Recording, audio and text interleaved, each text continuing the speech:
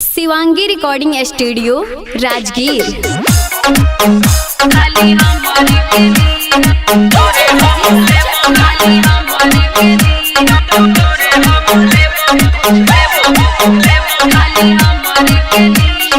जेतना कमाई है सब तीनिए के दिहा, जेतना कमाई है भले सब तीन के दिहा। राजा जुग जुग जिहा खाली हमारे के लिहा, राजा जुग जुग जिहा खाली हमारे के लिहा।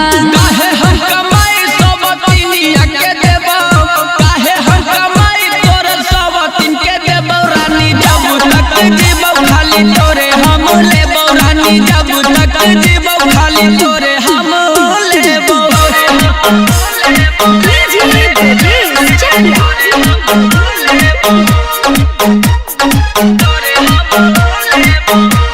Shivangi recording studio Rajgir. जबल जवानी हमर रही जिंदाबाद, आवे नहीं देह सब तीनिया के याद।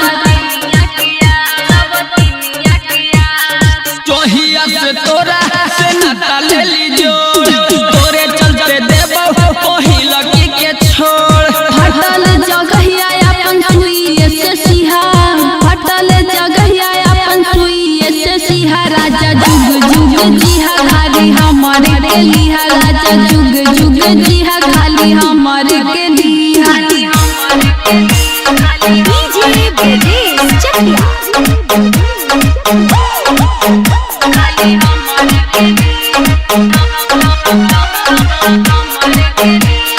हम दुनु राजी का दूसर का बिगहारी, कुंदन बिहारी पर तो सबका पभारी। रोड पर लगा के राजा घूमब हम चचमा, हम ही नुहाई राजा रानी तोहर समा।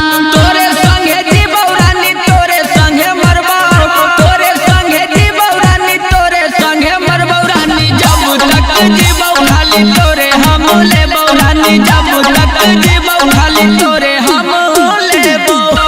Shivangi recording studio Rajgir.